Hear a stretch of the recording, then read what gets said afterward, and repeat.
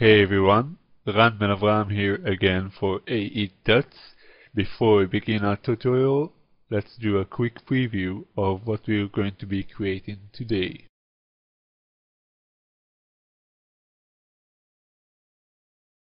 This piece of footage I'm using comes from a great site called Hollywood Camera Work, and if you haven't heard of it so far, you really should check it out.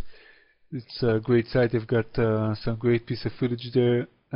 Most of it is in high quality. This is where I got my footage, hair detail, great stuff here, all for free. And of course, before you do anything with it, make sure you read the license terms.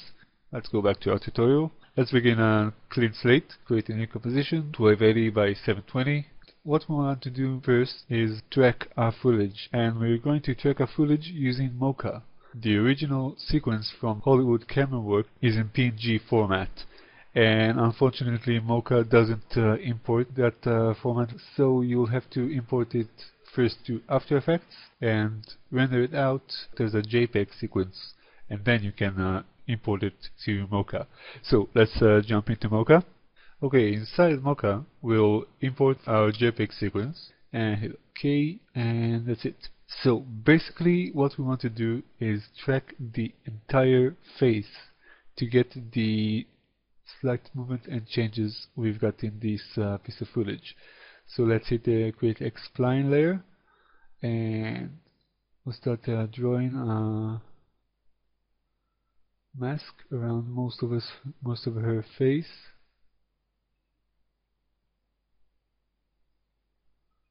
And right click to exit the creation mode, and let's just do little adjustments here. Okay, and let's see how that works.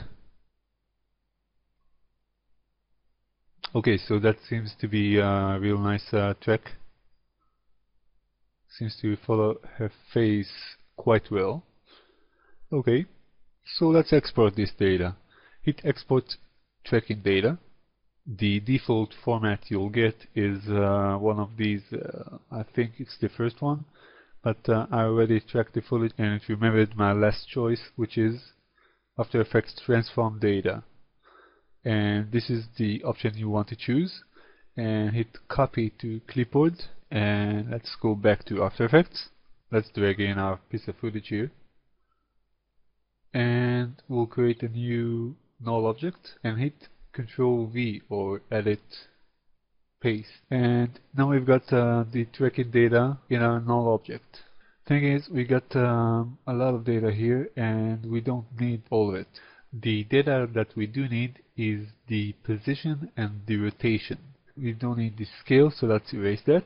We don't have any changes, not real big ones at the scale, so we don't need it. And I want to replace the data in the anchor point with the one in the position, so let's hit Ctrl C or edit copy and paste it inside the position value, Ctrl V or edit paste, and we don't need the anchor point information anymore. And let's switch it to 0, 0, so it will be in the center of our screen. Okay, so now we've got a bit of a problem. We're working in 30 frames per second rate, and we tracked this footage in 24 frames per second rate. The tracking isn't precise. So what we need to do is go to the end of our PNG sequence by hitting O, mark all of the keyframes, and let's get a bit closer here. While I'm holding Alt, I'll drag back the keyframes to the end of the PNG sequence. And now I've got precise tracking, and let's make sure of that. Let's create a new solid and stick it on her forehead, and let's parent it to the null. Yeah, the tracking is pretty much precise. Okay, great. Now a bit of a clean house here. Let's rename this tracker to track data, and the composition is to last until this point. Okay, so now let's rename this composition to footage key, and let's key it. So hit key light and apply it, and let's pick the green, and voila. And there you go, the keying is complete. Well, it is a very nice king straight away, but let's switch to screen mate, and over here at the left corner we can see there's just a little bit of white dots. I don't know if you can see it through the recording, but there are a bit of leftovers here, so let's get rid of those. Not too much because we don't want to lose the hair details. Let's just validate. Let's switch back to final result, and that's some great keying we've got here. Next, let's create a new composition out of this one, and we'll call it CC for color correction. We'll apply a new adjustment layer, call it CC as well, and let's do a bit of color correction here. We'll keep it simple. Apply levels. Let's increase this one. Okay, and we'll apply curves. We're just looking for introducing a bit of contrast into this footage. Just a tad, not too much. Okay, I'm happy with this. And once again, I don't know if you can see it through this recording, but we do get some noise on this piece of footage, and I actually didn't really see it until I introduced the background to it. And since the background was very sharp, you can really see the contrast of the background and the footage. There is some amount of noise in this footage, and one of my favorite ways of get rid of this noise is using one of the revision plugins called denoise. What denoiser basically does is blurring the problematic parts, but denoiser does a real good job, and the final result doesn't look that blurred out, and the default values are working great for me, so I'll leave it as is.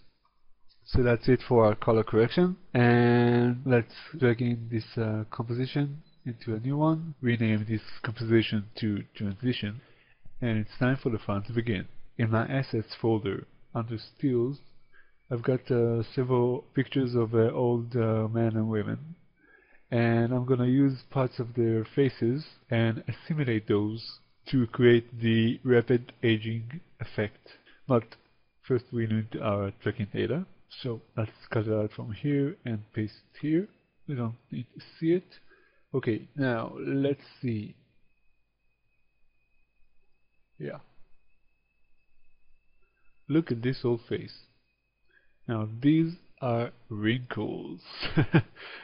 Okay, we're going to use this lady's cheek, and I have no idea how they call this particular wrinkle, but this thingy over here. Okay, so now let's first rename this to left cheek and lower the opacity so we can see what's going on. Now let's try to place the cheek in its right place. So we rotate it a bit. Let's lower the opacity even more. Okay. So it should be somewhere around here and needs to be a bit scaled up. Okay. This looks nice. Great. Now let's mask out the part that we want to use. Okay, this is a bit too much.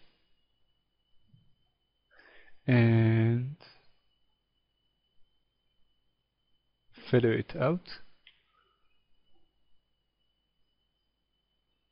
Okay, to help assimilate the picture to the footage, there are several techniques out there to do that. I'm gonna keep it as basic as I can, and first I'm gonna raise the opacity back to 100 and switch the transfer mode to overlay. Now you can play with the transfer modes, soft light or hard light or linear light. You have to play around with those. And I'm going to apply curves, and I'm going to show you a real nice technique that I like to use to help me color correct. Next to the resolution pop-up, you have color channel pop-up, and if you will hit it, we can switch to reds or greens or blues or alpha. We're going to switch it to reds. You can see it's red because we have a red frame around our composition, and in curves we're going to switch to red as well. And now we're going to try to match the dark tones and the light tones in our picture to match the ones in the footage. Right now it's a bit too bright, so take it down a bit. Okay. Switch to green in the curves as well.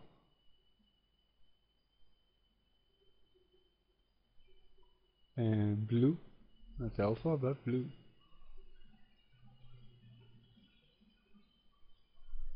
Okay, let's switch it back to RGB. And it's pretty close, but we can help it a bit.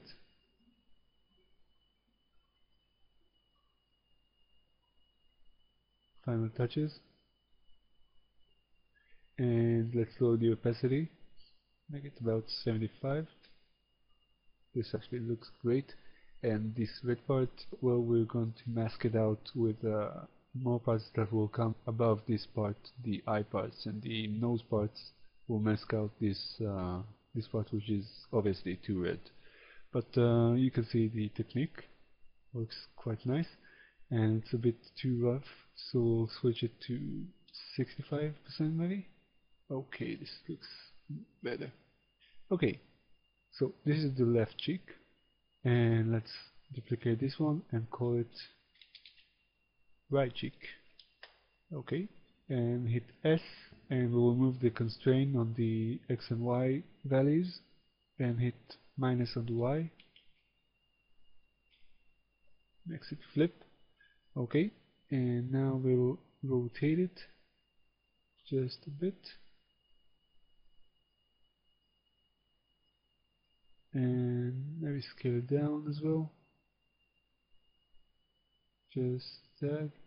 Okay, and let's see how the mask looks. Yeah, we can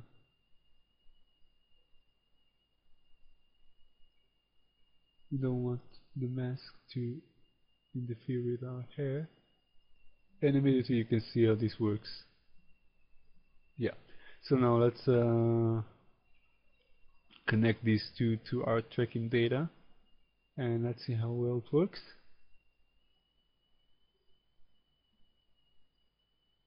Yeah, it works quite well. Okay, so now that you've got the main idea on how to create the wrinkles, and since I want to keep this tutorial topical, let me just jump forward to the point where all the wrinkles are at place. And here we are. And as you can see, we're getting closer to our target of rapid aging, but we can take it a few steps forward. First thing I would like to do is apply a bit of a shadow in the eye sockets, just to give the illusion that the eye sockets are a bit more deep than they are right now. And to do that, we'll create a new solid. We'll make it dark blue. And let's see.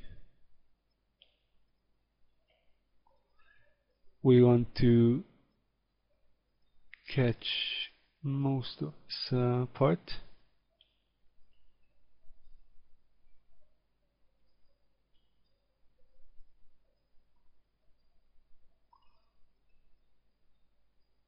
And we want to disclude the eye itself.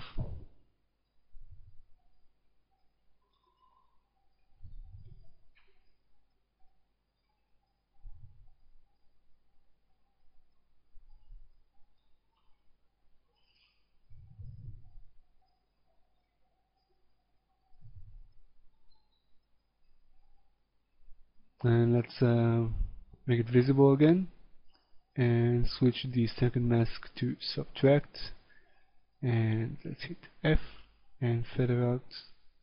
The first mask will feather out quite a lot, and the second one just a tag.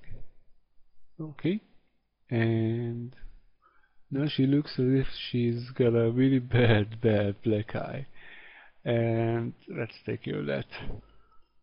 Let's lower the opacity to about 30. Now let's take a quick look. So we got the illusion of the eye socket being having a bit more depth to it, and something that happens when you're getting old, people. Okay, and let's call this left eye shadow. Okay, and now let's create another one, and we'll call this one right eye shadow.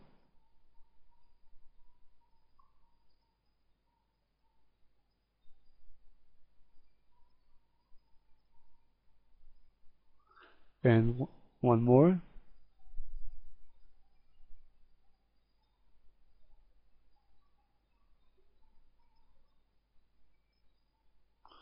Subtract and feather everything out.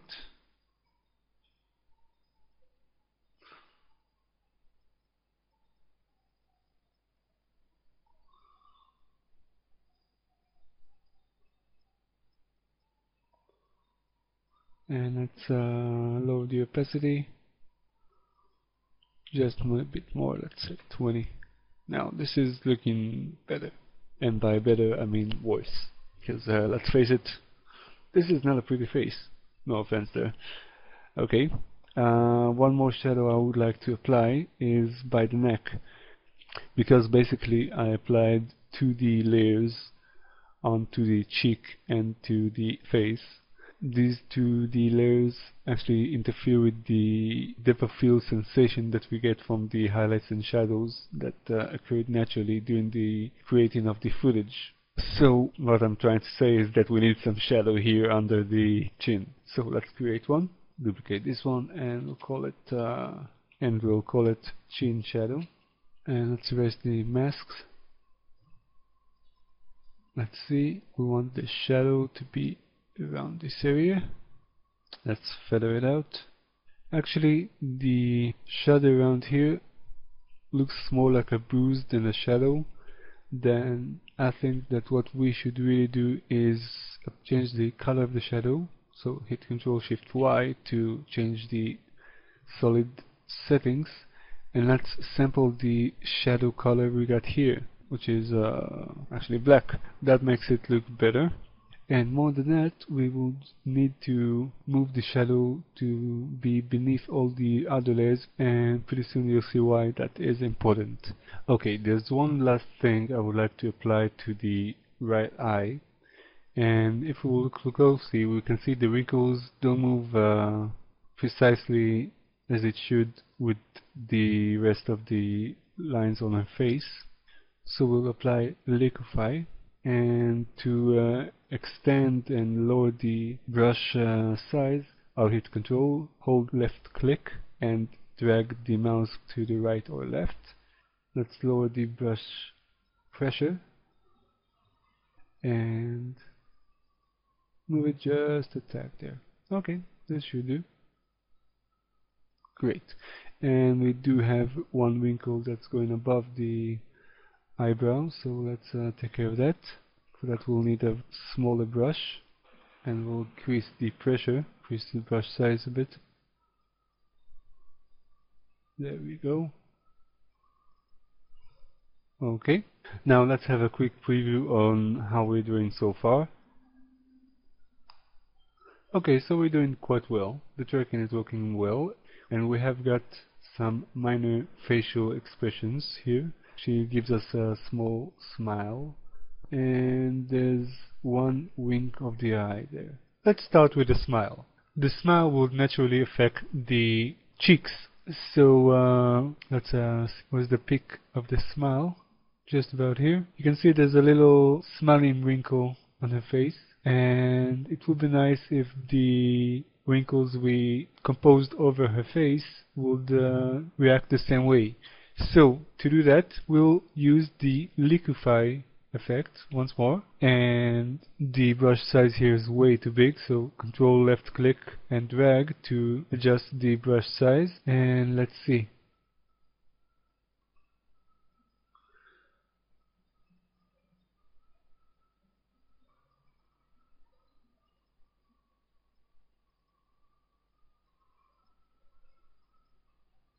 Okay, So let's set a keyframe for it at the distribution percentage, and over here she doesn't smile almost at all, so we'll set it to 0, and she keeps on smiling just about until the end, somewhere around here. Set another keyframe, and at the end she wipes off her lovely smile.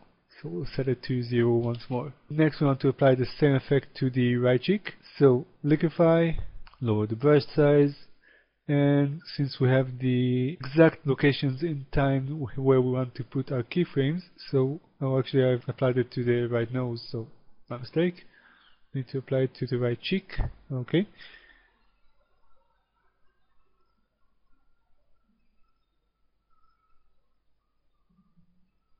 Okay, and let's hit U to see what we're doing here. Set it here to 0, 100 here, and 0 here. And wonderful, she's smiling. Next, what we want to do is the blink of the eye. This is where the blink starts. So we need to affect the left eye first. So hit M to reveal the mask, and we're going to animate mask 2. And at this position it should be as it is right now, and at this point the eye should be closed, and at this point it should be opened. So that way we get a small amount of wrinkles on the eyelids as well. And we want to apply the same effect to the left eye shadow. Let's see, at this point it's as it is. At this point the eye is closed, so the shadow should be a bit deeper or darker, or cover more of the eye. These are small features in the face, but that's what's making all the difference. As we get older, and it happens to us all people, gravity affects different parts of our bodies. You mostly see it in double chin and fallen cheeks. We're gonna do the fallen cheeks part. Hit liquefy once more, adjust brush size, and let's see.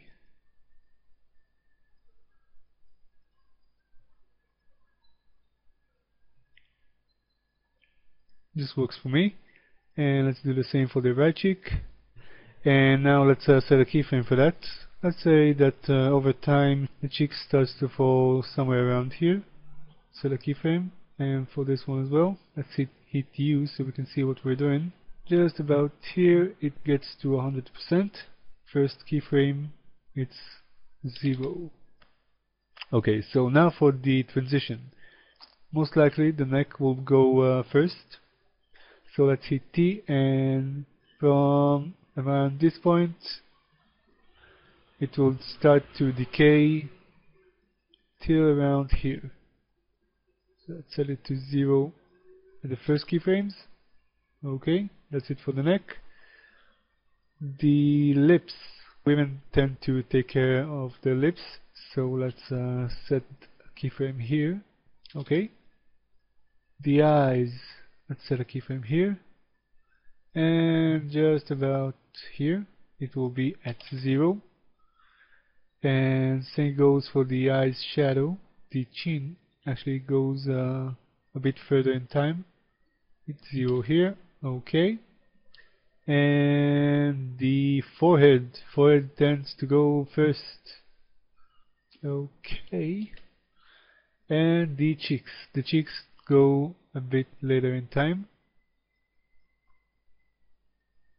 Okay. And switch it to 0 at the first keyframes. And now the chin should be relative to the cheeks. And last but not least, the nose, which also tends to go a bit later in time. So let's say it about here. Let's do a quick preview of how it looks. So the cheeks falling down are a bit exaggerated, and over here we can see some shadow of the cheek, so let's take care of those. Let's see, left cheek,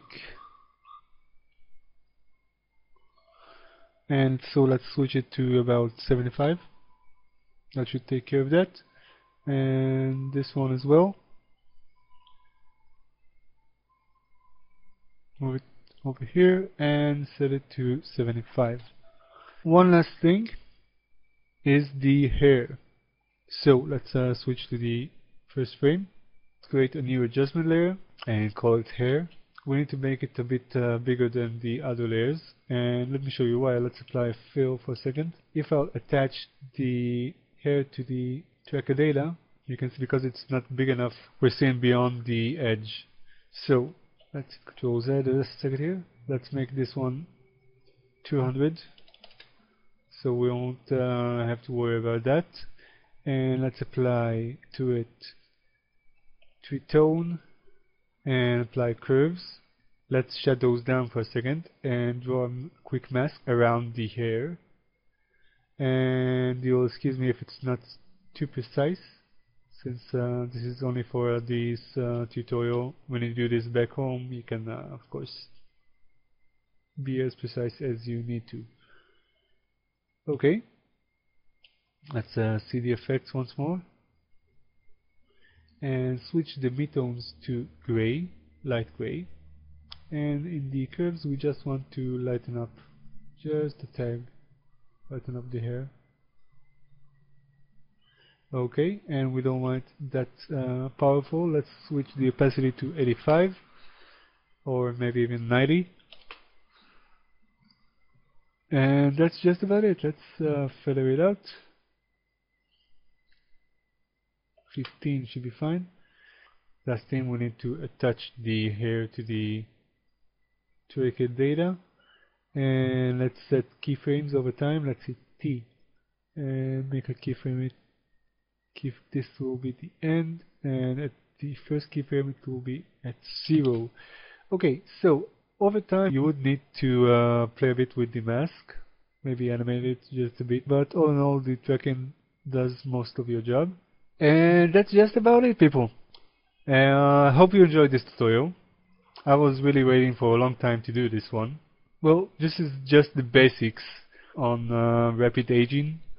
I'm sure you can find more and more techniques and ways on how to enhance this effect. And if you do, send me a link. I would love to see it. I hope you enjoyed this tutorial, people. I've been yapping at you for this last 30 minutes or so. My name is Ram Ben Avraham, and I'll see you next time.